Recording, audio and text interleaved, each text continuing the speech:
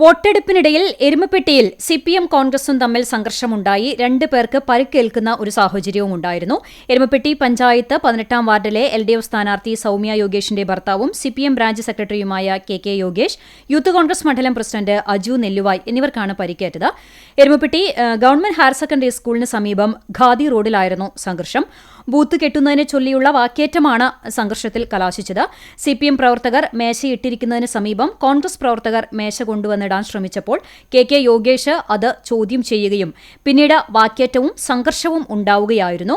Yogesh table ചവിട്ടിമാറ്റുകയും തുടർന്ന് അജു നെല്ലുവായുടെ ബൈക്കിൽ table ചെന്ന് തട്ടുകയും ചെയ്തു. തുടർന്ന് അജു നെല്ലുവായ് കെ യോഗേഷിനെ മർദ്ദിച്ചു. തുടർന്ന് ഇരു വിഭാഗങ്ങളും തമ്മിൽ ഒരു സംഘട്ടനമുണ്ടായി. ഇതിനുശേഷം എരുമപ്പെട്ടി പോലീസ് സ്റ്റേഷനിൽ പരാതി നൽകാനെത്തിയപ്പോൾ അവിടെയും കോൺഗ്രസും സിപിഎം നേതാക്കളും തമ്മിൽ വാക്കേറ്റവും ഉന്തും തള്ളും ഒക്കെ ഉണ്ടായി. തുടർന്ന് എരുമപ്പെട്ടി ഇൻസ്പെക്ടർ അനീഷ് കുമാറിന്റെ നേതൃത്വത്തിൽ പ്രശ്നം പരിഹരിച്ചു. പരാതി നൽകുന്നതിന് തീരുമാനിക്കുകയും ചെയ്തു.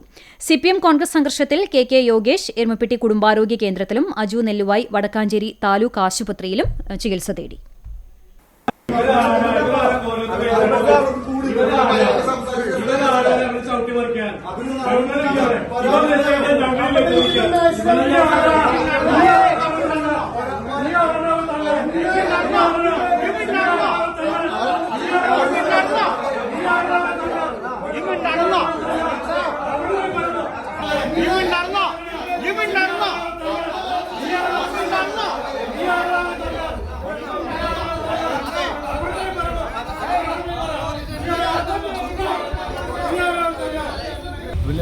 അവിടെ നമ്മളെ 2 ബൂത്ത് നമ്മുടെ 18-19 ഉണ്ട്. അതിൻ്റെ ഉള്ളിൽ ഒരു കസര കൊണ്ടുവന്നതാണ്.